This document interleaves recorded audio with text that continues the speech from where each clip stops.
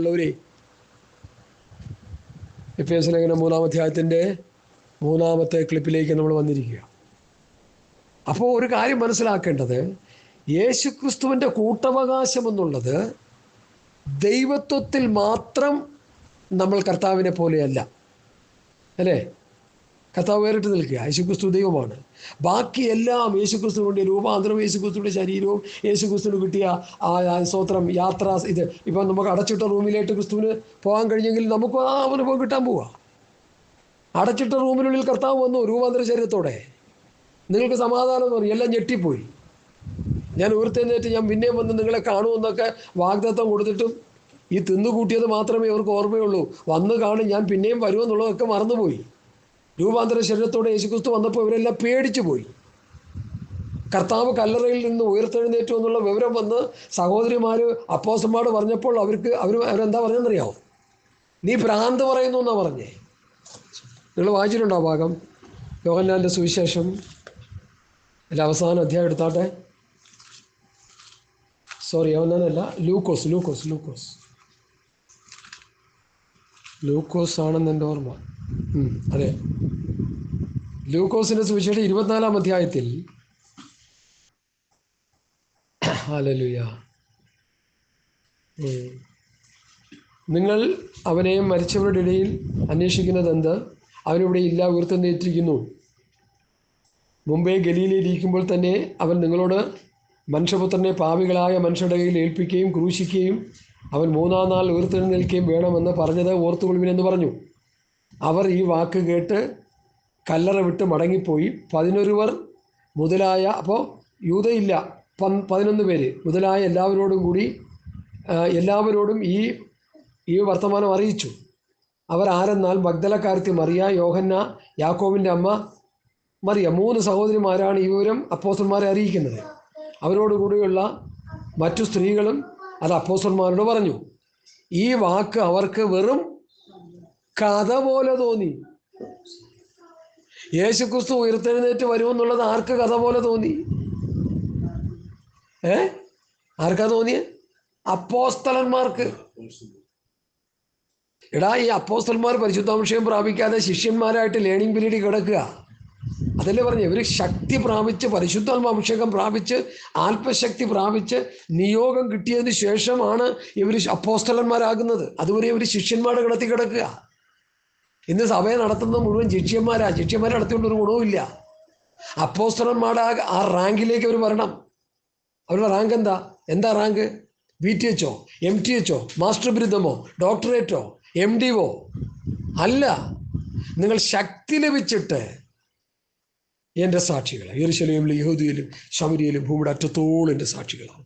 പരിശുദ്ധാത്മാവിൻ്റെ ശക്തി, ഡുനാമിക് പവർ, ആത്മാവിൻ്റെ ജ്ഞാനം, സ്വർഗീയ ജ്ഞാനം, ഉയരത്തിലെ ജ്ഞാനം, അത് കിട്ടിക്കഴിയുമ്പോഴേ സാക്ഷികളാവും. അല്ലെങ്കിൽ ചപ്പും ചവറും പറഞ്ഞുകൊണ്ടിരിക്കുക. അതാ ഇപ്പം നടന്നുകൊണ്ടിരിക്കുന്ന മുഴുവൻ. നല്ല തുടക്കം വെച്ച് അനേക പ്രിയപ്പെട്ടവർ ഇപ്പം വേസ്റ്റായി മാറിയിരിക്കുക. അതിൻ്റെ പുറകെ പോകുക ഒരു കൂട്ടം ജനം.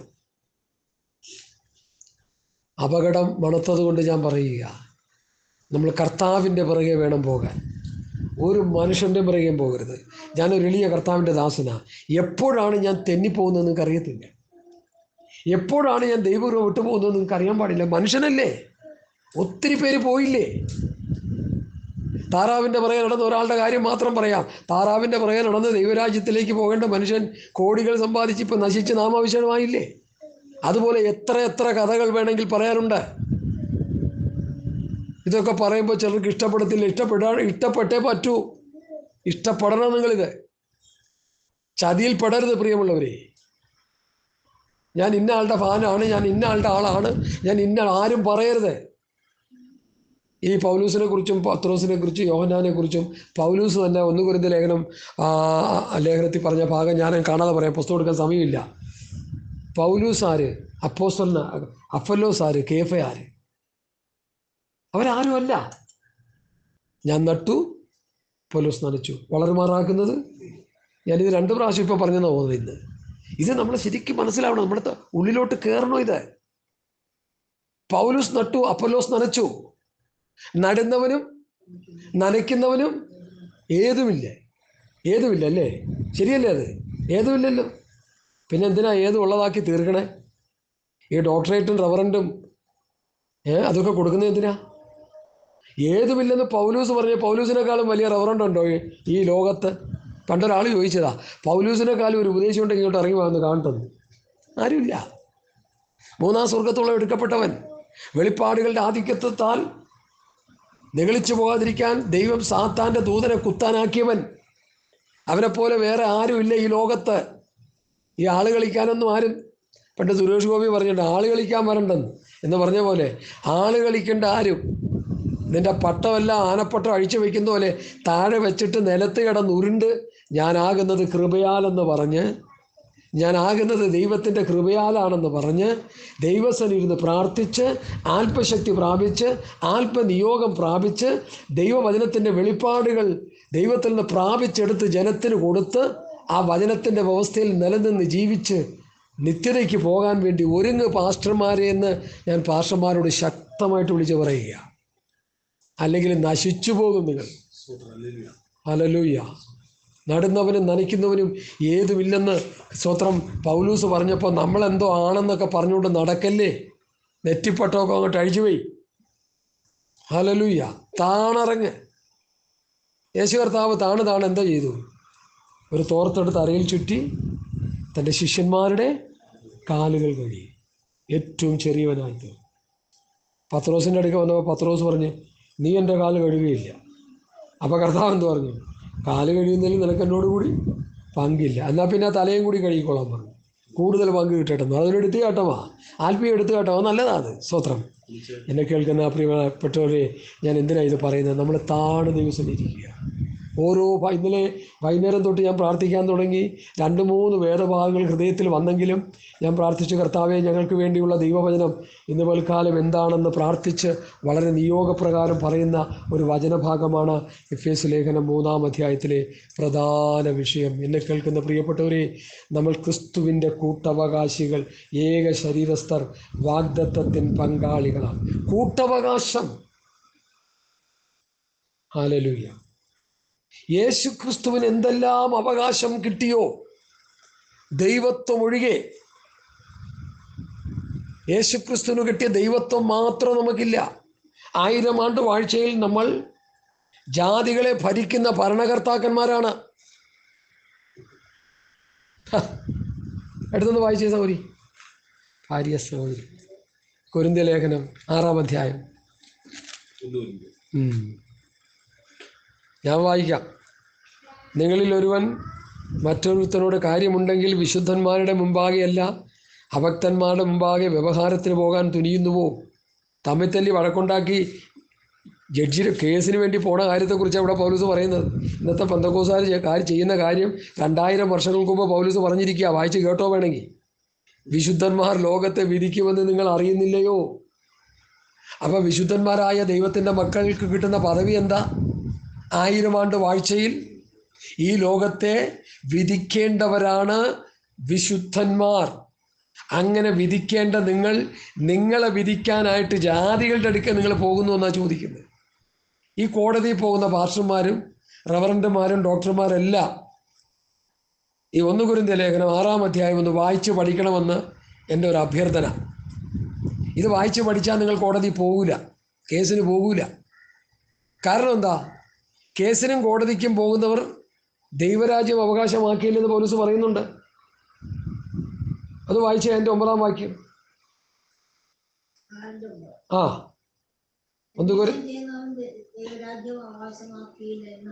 അന്യായം ചെയ്യുന്നവൻ ദൈവരാജ്യം.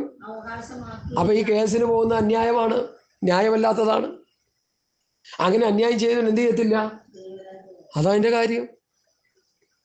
അനേകരുടെ പുസ്തകത്തിൽ ഇതില്ലെന്നാണ് തോന്നുന്നത്. ഈ പോകുന്നവരുടെ പുസ്തകത്തിൽ ഇത് കാണത്തില്ലായിരിക്കും, അതുകൊണ്ടായിരിക്കും കേസിന് പോകുന്നത്.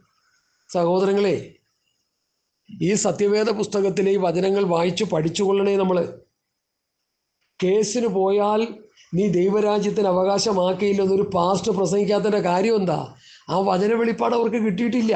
പിന്നെ അവർക്ക് എന്താ കിട്ടിയത്? നായ്ക്കളെ സൂക്ഷിപ്പിനാകാത്ത വേലക്കാരെ സൂക്ഷിപ്പിൻ, വിച്ഛേദന പരിച്ഛേദനയുടെ ഉപദേശം, സങ്കീർത്തനം, കെട്ടുകഥ, കഴിവിക്കഥ, നിർമ്മിതി കഥ, സങ്കല്പകഥ. ലോകത്തിലെ ഭൗതിക അനുഗ്രഹങ്ങൾ, വീട്, കാറ്, ഏക്കർ കണക്കിന് തോട്ടം,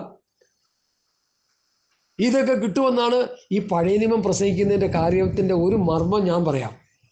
പഴയ നിയമം പ്രസംഗിച്ച് കേട്ട് അതനുസരിച്ച് പോയാൽ ഇവിടെ കാറും വീടും ലോറിയും ഏക്കർ കണക്കിന് കിട്ടുകയൊക്കെ ചെയ്യും. കിട്ടാത്ത ഒരു കാര്യം മാത്രമേ ഉള്ളൂ, സ്വർഗരാജ്യം. മനസ്സിലായി? അത് കിട്ടത്തില്ല. അത് കിട്ടത്തിന് ഉമ്മണി പണിയുണ്ട് അതിന്. പക്ഷെ നാടൻ ഭാഷയെ പറയും ഉമ്മണി പുളിക്കുമെന്നൊക്കെ പറയും. ഉമ്മണി പുളിക്കുമെന്നൊക്കെ പറയും. കാരണം അതിന് പാടുണ്ട്. സ്വർഗരാജ്യത്തെ പറഞ്ഞോട്ടെ ബലാത്കാരികൾ അവിടെ പോനില്ലല്ലോ വായിന്ന്. സ്വർഗരാജ്യത്തെ ബലാത്കാരം ചെയ്യുന്നു, ബലാത്കാരികൾ അതിനെ പിടിച്ചടക്കുന്നു. നമ്മുടെ വായിലോട്ട് കൊണ്ട് വെച്ച് ചേർത്തുന്നില്ല, പൂവമ്പഴം തിന്നാൻ പോലെ തിന്നാൻ. മനസ്സിലായോ? അത് പിടിച്ചെടുക്കണം, അത് പ്രമാണം അനുസരിക്കണം, അത് ഉപദേശം അനുസരിക്കണം, അത് കർത്താവിൻ്റെ പത്യവചനം അനുസരിച്ച് അത് പിടിച്ചെടുക്കണം. യോഹന്നാന്റെ കാലം മുതൽ സ്വർഗരാജ്യത്തെ ബലാത്കാരികൾ പിടിച്ചെടുക്കുന്നു. വിവിധ നിലയിൽ പിടിച്ചെടുക്കാം. കർത്താവ് പറഞ്ഞ 2 കാര്യം എൻ്റെ ഉള്ളിൽ വരികയാണ്. സ്വർഗരാജ്യം വയലിൽ ഒളിച്ചു വെച്ച നിധിയോട് സദൃശ്യം. അത് താൻ കണ്ടെത്തിയാറെ തനിക്കുള്ളതെല്ലാം വിറ്റ് ആ വയല് വാങ്ങി. അപ്പൊ സ്വർഗരാജ്യത്തെക്കുറിച്ചുള്ള ദൂതും സ്വർഗരാജ്യത്തെക്കുള്ള ഉപദേശവും കേട്ട് കഴിഞ്ഞപ്പോൾ പിന്നെ ആ വ്യക്തി ചെയ്യുന്നത് എന്താ? എങ്ങനെയും അതിൽ കിടക്കണം, എന്ത് വില കൊടുത്തും അത് പ്രാപിക്കണം, എന്ത് വില കൊടുത്തും സ്വർഗരാജ്യം നേടിയെടുക്കണം. അല്ലെങ്കിൽ കോടാനുകോടി വർഷം ഞാൻ നരകക്കുഴി കിടക്കേണ്ടി വരുമെന്നുള്ള ദൈവഭീതി നമുക്കുണ്ടായിട്ട് നമ്മളത് പ്രാപിച്ചെടുക്കണമെന്നുള്ള ആത്മാർത്ഥമായിട്ടുള്ള ക്രിസ്തീയ ജീവിതവും ഓട്ടവുമാണ് നമുക്കുണ്ടാകേണ്ടത്. ഇന്ന് ആരിലും അത് കാണുന്നില്ല. കാരണം അത് പറഞ്ഞു കൊടുക്കാൻ ആരില്ല ഇവിടെ. ലോകത്തിൻ്റെ ഭൗതിക അനുഗ്രഹത്തിൽ കൊണ്ട് മുക്കിയിട്ടിരിക്കുക എല്ലാത്തിനെയും. ഈ ലോകത്തിൻ്റെ ഭൗതിക അനുഗ്രഹത്തിൽ കൊണ്ട് മുക്കിയാലേ ഈ മുക്കുന്നവർക്ക് വല്ലതും കിട്ടത്തുള്ളൂ. അവർക്കും അത് മതി, മറ്റവർക്കും അത് മതി, നമുക്കത് വേണ്ട. ഹല്ലേലൂയ.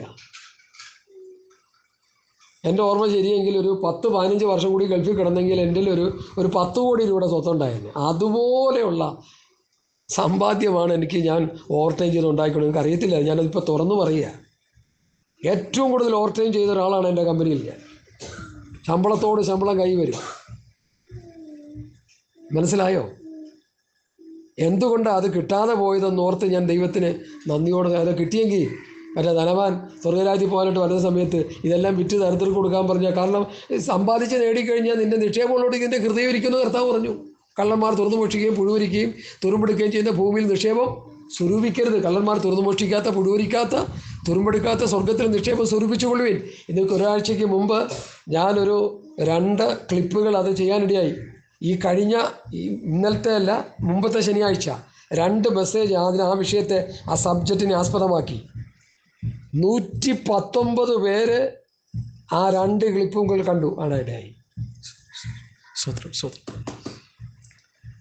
മനസ്സിലായോ അതിൻ്റെ കാര്യം എന്താ?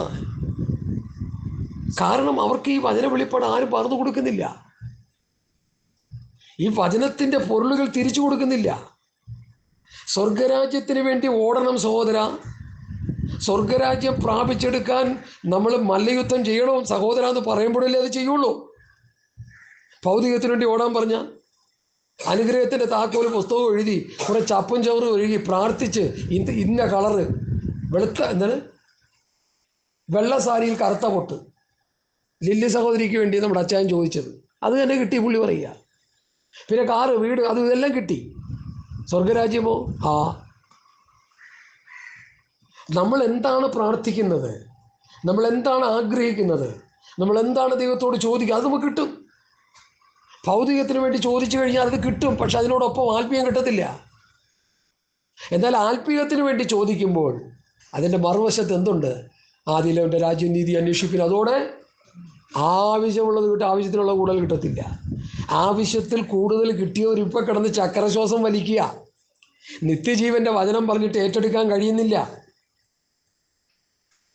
ഒരാളെ ഉദ്ദേശിച്ചല്ല ഞാൻ പറയുന്നത്, അനേകരെ ഉദ്ദേശിച്ചാണ് പറയുന്നത്. ലോകത്തിൻ്റെ ഭൗതികത്തിൻ്റെ പിറകെ പോയി ഭൗതികം വാരിക്കോരി കൂട്ടിയവർക്ക് ഈ നിത്യജീവൻ്റെ സമ്പത്ത് അവർക്ക് കിട്ടുന്നില്ല. ദൈവവിഷയമായി സമ്പന്നനാകാനുള്ള ആത്മീയ അനുഗ്രഹത്തിൻ്റെ കലവറകൾ അവർക്ക് കിട്ടുന്നില്ല. അവർ ചക്രശ്വാസം വലിച്ചുകൊണ്ടിരിക്കുക. ഇപ്പോൾ ഞാനത് വിവിധ നിലയിൽ മനസ്സിലാക്കിയിട്ട് പറയുന്ന ദൂതാണ്. ഹല്ലേലൂയ. സമ്പത്ത് കയ്യിൽ കുമിഞ്ഞുകൂടിയാൽ ആത്മീയ അനുഗ്രഹം കിട്ടത്തില്ല നമുക്ക്. അതുകൊണ്ടാണ് ആ ചെറുപ്പക്കാരനോട് പറഞ്ഞത്, വിറ്റ് ദരിദ്രർ കൊടുത്തിട്ട് എൻ്റെ പിന്നാലെ. ആ പറഞ്ഞതിൽ ഒരു സത്യമില്ലേ? യൂസഫ് അലിക്ക് കൊണ്ട് കൊടുത്ത യൂസഫ് അലി അത് ബിസിനസ്സിലിട്ട് കച്ചവടം ചെയ്തിട്ട് അതിൻ്റെ ഒരു ലാഭത്തിൻ്റെ വിഹിതം ഈ പുള്ളി പറയുന്ന ആൾക്ക് കൊടുക്കും. കാശ് കൊടുക്കുന്ന ആൾക്ക് കൊടുക്കും. എൻ്റെ ഭാര്യയ്ക്ക് കൊടുക്കണം, മക്കൾക്ക് കൊടുക്കും, ഞാൻ കൊടുക്കണം. കറക്റ്റ് വന്നുകൊണ്ടിരിക്കും. ഇപ്പം പിന്നെ ഗൂഗിളുള്ളതുകൊണ്ട് ഒരു കുത്തി ഒരു അടിച്ചു കഴിഞ്ഞാൽ ബാങ്കിൽ വന്ന് കയറും കാശ്. അങ്ങനെ വന്ന് കയറി അവസാനം ഭൗതിക അനുഗ്രഹം പ്രാപിച്ച് നരക കുഴി പോയി വീഴും. അത് വരാതിരിക്കാനാണ് ഞാൻ ഈ പറയുന്നത്. നിത്യമായ നരകാഗ്നിയിൽ നിന്ന് ഒഴിഞ്ഞു പോകാനാണ് വാത്സല്യ ദൈവമക്കളെ ഞാൻ ഈ ദൂത് ശക്തിയോടെ വിളിച്ചു പറയുന്നത്. യേശു ക്രിസ്തുവിൻ്റെ കൂട്ടവകാശവും യേശു ക്രിസ്തുവിൻ്റെ ശരീരവും പിന്നെ 3 കാര്യങ്ങളാണല്ലോ ഇവിടെ വാഗ്ദത്തത്തിൻ പങ്കാളികളും. അതാണ് നമുക്ക് ആവശ്യം. യേശു ക്രിസ്തുവിന് കിട്ടിയ ആത്മീയമായ അനുഗ്രഹങ്ങളുടെ കലവറകൾ നമുക്ക് ഓരോരുത്തർക്കും കിട്ടണം. ക്രിസ്തുവിൻ്റെ ശരീരത്തിൻ്റെ ഒരു അവയവമായി നമ്മൾ തീരണം. ക്രിസ്തുവിൻ്റെ ശരീരത്തിൻ്റെ അവയവമാണെന്ന് പറയുമ്പോൾ അതിൽ നിന്ന് പഠിക്കാനുള്ള ഏറ്റവും ശ്രദ്ധേയമായ പഠനം എന്താ? നമ്മുടെ ശരീരത്തിൻ്റെ ഒരു അവയവം. അപ്പം തല ഏതാ? ക്രിസ്തു. ഉറച്ചു പറ, തല ക്രിസ്തു, ശരീരം നമ്മൾ ഓരോരുത്തരും. അപ്പം നമ്മൾ ഓരോരുത്തരും ശരീരമാണെങ്കിൽ ഈ തലയായ ക്രിസ്തുവിനോട് ചേർന്നിരിക്കുക ചെയ്യേണ്ടത്. ആ പഠനത്തിൻ്റെ ഗൗരവം നമ്മൾ മനസ്സിലാക്കിയിട്ടില്ല പലരും. തലയായ ക്രിസ്തുവിനോട് ചേർന്നിരിക്കുക നമ്മൾ ചെയ്യേണ്ടത്. എങ്ങനെ ചേർന്നിരിക്കും? ഇപ്പം ഞാനിവിടെ ഇരിക്കുന്നു, എൻ്റെ തല എൻ്റെ ഈ ശരീരം വല്ല ബന്ധമുണ്ടോ? ഒഴിച്ചുകൂടാനാവാത്ത ബന്ധം.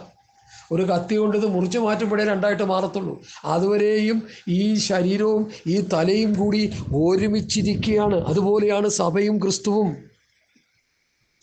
ഇന്നത്തെ പാസ്റ്റർമാർക്ക് സങ്കീർത്തനം നിർത്തി ഇത് പഠിപ്പിക്കാനായിട്ട് അവരുടെ നാവിലോട്ട് ഇത് വരത്തില്ല. എന്താ കാരണം?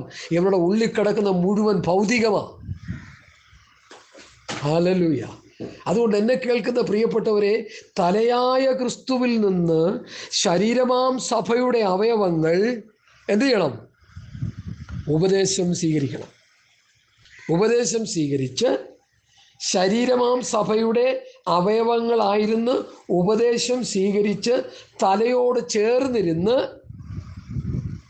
ആത്മീയ വളർച്ചയിലേക്ക്, ആത്മീയ വർധനവിലേക്ക്, ആത്മീയ നിറവിലേക്ക് സഭ വളരണം. അർത്ഥാൽ വിശ്വാസി വളരണം. ഇതാരാ പറയുന്നത്? സൈക്കോളജി പറഞ്ഞുകൊണ്ടിരിക്കുക പാസ്റ്റർമാർ, തത്വജ്ഞാനം പറഞ്ഞുകൊണ്ടിരിക്കുക. ഇത് കേട്ട് വിശ്വാസിയും കുഴഞ്ഞു. ഇനി കുഴയാനില്ല, അതുപോലെ കുഴഞ്ഞിരിക്കുക. പണമുണ്ട്, ജീവിത സൗകര്യങ്ങളുണ്ട്, എല്ലാം ഉണ്ട്. പക്ഷെ എന്ത് പ്രയോജനം? ഇന്ന് പകലിൽ ഞാൻ ആത്മാർത്ഥമായിട്ട് ചോദിക്കുന്നു, തലയായ ക്രിസ്തുവിനോട് ചേർന്നിരിക്കുന്ന ശരീരമാം സഭയുടെ അവയവങ്ങളാകുന്ന നിങ്ങൾ തലയിൽ നിന്നുള്ള ഉപദേശം സ്വീകരിച്ച് ആത്മീയ വളർച്ചയിലേക്കും ആത്മീയ വർധനവിലേക്കും ആത്മീയ നിറവിലേക്കും നിങ്ങൾ വരുന്നുണ്ടോ? സ്വയം ശോധന ചെയ്, സ്വയം ചിന്തിക്ക്. കൊലോസ്യ ലേഖനം വായിക്കണേ, 2-ാം അധ്യായം 9-10 വാക്യങ്ങൾ വായിച്ചോട്ടെ.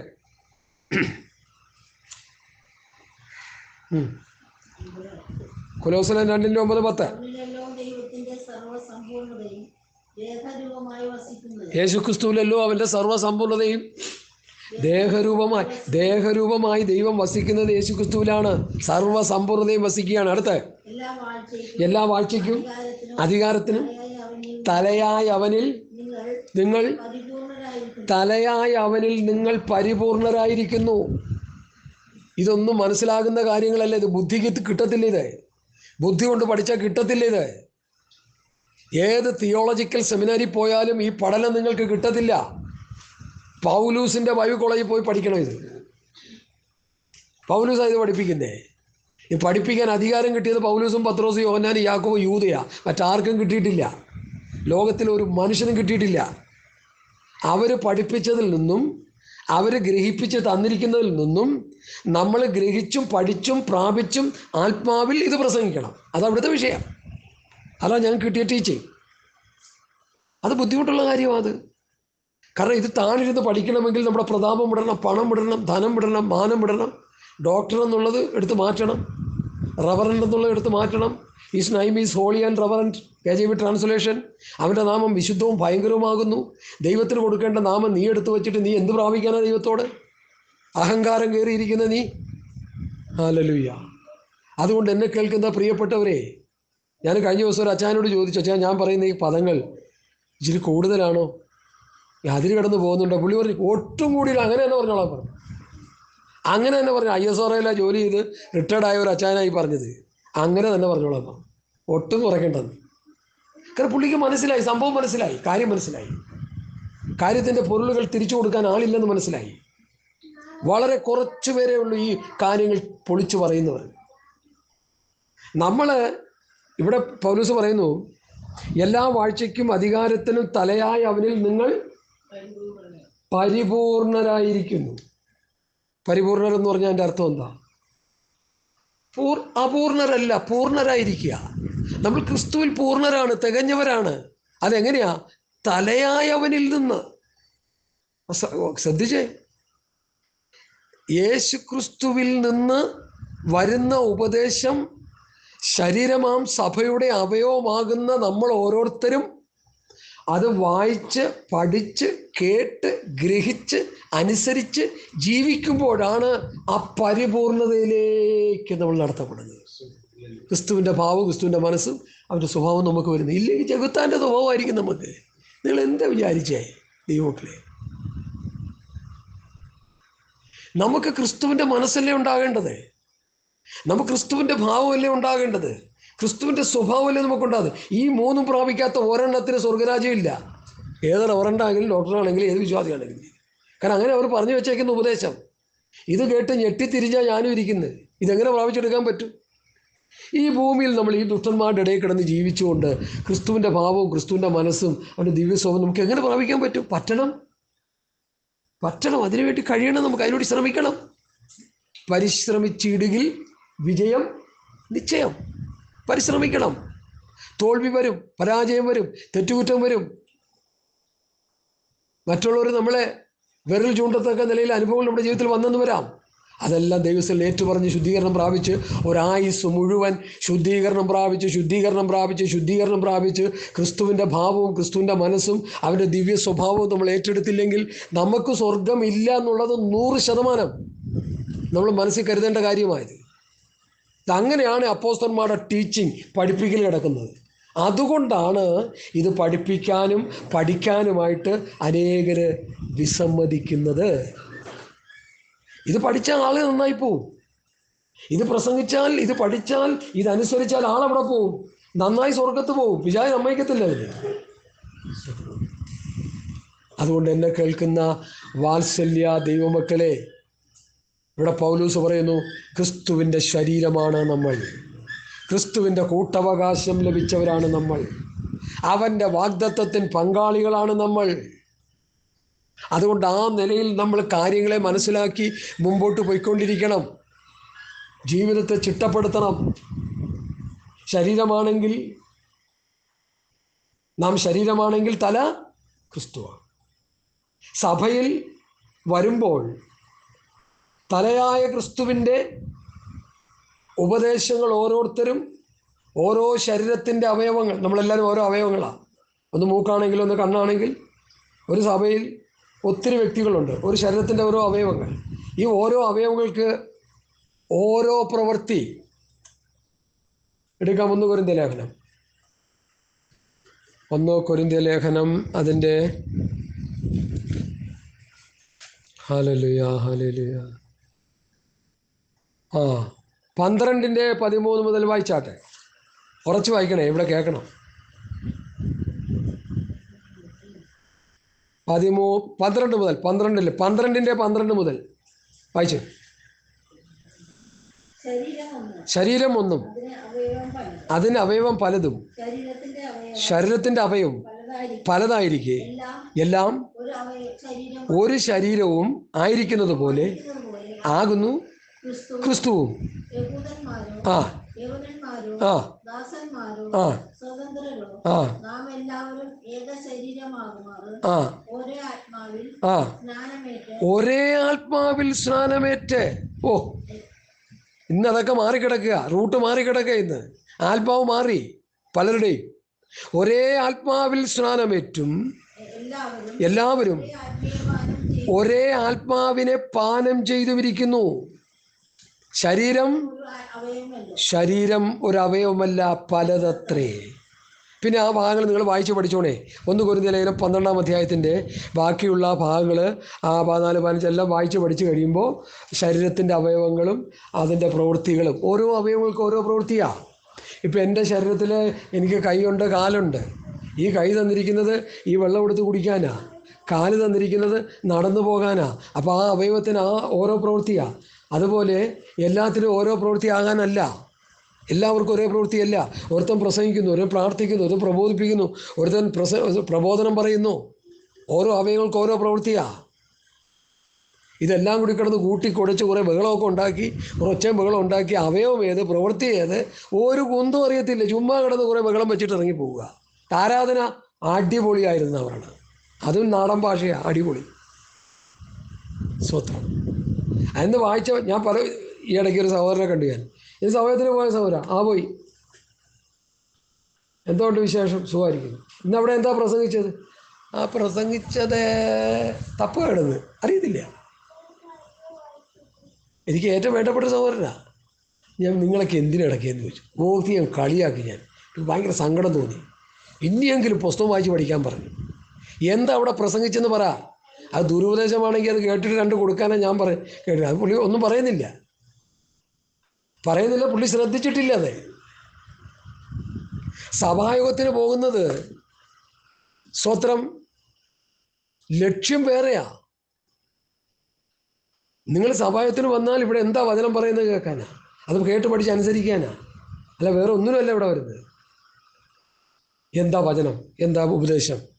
ശരീരമായ ക്രിസ്തു തലയായിരിക്കാൻ ഞാൻ ശരീരത്തിൻ്റെ അവയവമാണ്. ഞാൻ ഏത് അവയവമാണ്, എൻ്റെ പ്രവൃത്തി എന്താ എന്നറിഞ്ഞ് അത് തിരിച്ചറിഞ്ഞ് അത് ചെയ്യുക. അപ്പോഴേ ദൈവത്തിന് പ്രസാദമുള്ളൂ. നമ്മളിൽ വല്ലതൊക്കെ ചെയ്തുകൊണ്ടിരുന്നാലോ, ഒരു ഗ്ലാസ് വെള്ളം കൂടെ മുമ്പ് കൊണ്ടുവച്ചു, ഞാനിങ്ങോട്ട് എഴുന്നേറ്റ് നിന്നിട്ട് ഈ കൈ കൊണ്ട് എടുക്കാതെ ഈ കാല് കൊണ്ട് വെള്ളം എടുത്ത് കുടിക്കാൻ തുടങ്ങിയാലോ എന്തായിരിക്കും സ്ഥിതി? കണ്ടോണ്ടിരിക്കുന്നു പറയും, അവന് ഗുളിക കൊടുത്തില്ലേ എന്ന് ചോദിക്കും. 3 നേരവും ഗുളിക കൊടുക്കാത്തിട്ടാണ് ഈ പ്രവൃത്തി ചെയ്യുന്നത്. ഊളന്മാരെ കൊണ്ടിടാൻ പറയും. കാരണം എന്താ? ചെയ്യേണ്ട പോലെ ചെയ്യണം. സഭയിൽ ഒരു വ്യക്തി ഏത് അവയവമാണെന്ന് തിരിച്ചറിഞ്ഞ് ആ അവയവത്തിൻ്റെ പ്രവൃത്തി ചെയ്യണം. എല്ലാം കൂടി സാമ്പാർ പോലെ കൂട്ടിക്കുഴച്ചിട്ടുള്ള പരിപാടിയൊന്നും ചെയ്താലൊന്നും ഒരു പിടിയും കിട്ടത്തില്ല. അതുകൊണ്ട് എന്നെ കേൾക്കുന്ന പ്രിയപ്പെട്ടവരെ, ഈ ഉപദേശങ്ങൾ നിങ്ങൾ കേട്ടു പഠിക്കുക, നന്നായിട്ട് കേട്ടു പഠിക്കുക. ഏത് ശരീരത്തിൻ്റെ അവയവമാണെന്ന് തിരിച്ചറിയുക. ആ അവയവത്തിൻ്റെ പ്രവൃത്തിക്ക് വേണ്ടി ദൈവസന്നിധിയിൽ പ്രാർത്ഥിച്ച് ശക്തി ആർജിച്ച് ബലമേറ്റെടുത്ത് കൃപ പ്രാപിച്ച്, ഞാൻ പ്രസംഗിക്കാനാണെങ്കിൽ പ്രസംഗം, പ്രാർത്ഥിക്കാനാണെങ്കിൽ പ്രാർത്ഥന, പരസ്യത്തിൽ പുറേ യേശുവിനെ സാക്ഷിക്കാനാണെങ്കിൽ അങ്ങനെ, സഭയിൽ ഉപദേശം പഠിപ്പിക്കാനാണെങ്കിൽ അങ്ങനെ, 5 വിധ ശുശ്രൂഷകളുണ്ടല്ലോ, അപ്പോസ്തലനാണെങ്കിൽ അങ്ങനെ, സുവിശേഷകനാണെങ്കിൽ അങ്ങനെ, പിന്നെ ഇടയനാണെങ്കിൽ അങ്ങനെ, ഉപദേഷ്ടാവാണെങ്കിൽ അങ്ങനെ, ഏത് ശുശ്രൂഷയാണെന്ന് തിരിച്ചറിയുക. ആ തിരിച്ചറിഞ്ഞിട്ട് ആ ശുശ്രൂഷ ചെയ്യുക. റോമാലേഖനം 12-ാം അധ്യായം എടുത്താട്ടെ. 12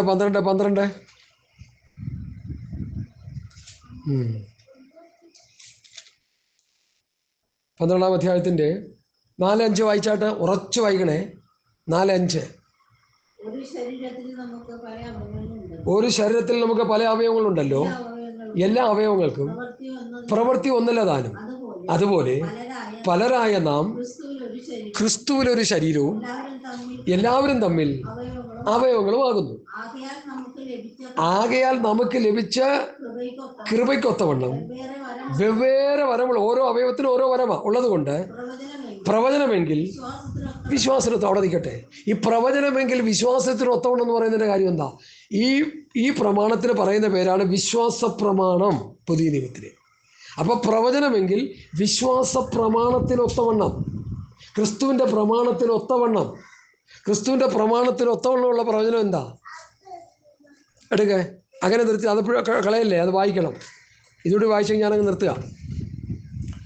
വിശ്വാസ പ്രമാണത്തിനൊത്തവണ്ണമുള്ള പ്രവചനം ഏതാ? കൊരിന്ത്യർ 12:3 ഞാനങ്ങ് വായിക്കാം.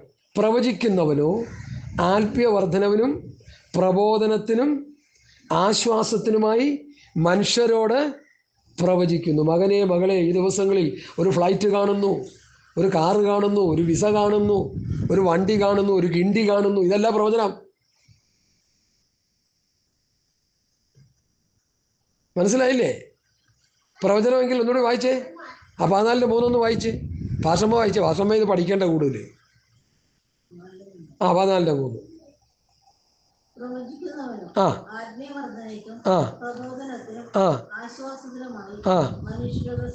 മനുഷ്യരോട് സംസാരിക്കുന്നു. അതാ പ്രവചനം. വണ്ടി കാണുന്നതും കിണ്ടി കാണുന്നതും. ഇന്നിപ്പോൾ പ്രവചനം എന്താ? ഇവിടെ പാവം പിടിച്ച് വിശ്വാസികളെ മുമ്പിൽ ചെന്നിരിക്കുമ്പോൾ തലയെ തൊട്ടിട്ട് പറയുക, നീ കുവൈറ്റിലേക്ക് പോകാനായിട്ടാണ് ആഗ്രഹിക്കുന്നത്, ഞാൻ നിന്നെ അമേരിക്കയിലേക്ക് വിടാൻ പോവാം. എന്ത് പ്രവചനം? ചെകുത്താൻ്റെ പ്രവചനം. അപ്പോൾ അത് കേട്ടിട്ട് പുള്ളി വഹിക്കുക, കുവൈറ്റിൽ കുറഞ്ഞ നമ്മൾ അമേരിക്ക കൂടുതലിട്ടും ഇവരുടെ തുള്ളിച്ചാടുകയാണെന്ന്. അതുപോലെ വീട്ടിൻ്റെ ഇരിക്കുന്ന കാര്യങ്ങളൊക്കെ ദുരാത്മാവിൽ പ്രവചിക്കുക എന്ന് പലരും. ദുരാത്മാവിൽ. ഈ പാവം പിടിച്ച വിശ്വാസികൾക്കൊന്നും അറിയത്തില്ല. പ്രവചനം പൗലോസ് പഠിപ്പിച്ച പ്രവചനം, സ്തോത്രം, ആത്മീക വർധനവിന്, പ്രബോധനത്തിന്, ആശ്വാസത്തിന്. യൂദായും ശീലാസും പ്രവാചകന്മാരാകയാൽ പല വചനങ്ങളെ കൊണ്ട്, അതറിയാം അല്ലേ, പല വചനങ്ങളെ കൊണ്ട് വിശ്വാസികൾ എന്ത് ചെയ്തു? പ്രബോധിപ്പിച്ചു, ഉറപ്പിച്ചു. ഇനി ഒത്തിരി ഭാഗങ്ങളുണ്ട് പ്രവചന വാക്യങ്ങളൊക്കെ എടുത്ത് പറയാം. പ്രിയ ദൈവമക്കളെ, ചതിയിൽ ചെന്ന് ചാടരുതാരും, വഞ്ചനയിൽ ചെന്ന് വീടരുതാരും. ഇന്ന് കാണുന്ന പ്രവചനങ്ങളും ഇന്ന് കാണുന്ന ഈ വചനം പഠിപ്പിക്കലൊന്നും ഈ അപ്പോസ്തലന്മാരുടെ ഉപദേശത്തിനോട് ചേരുന്നതേ അല്ല.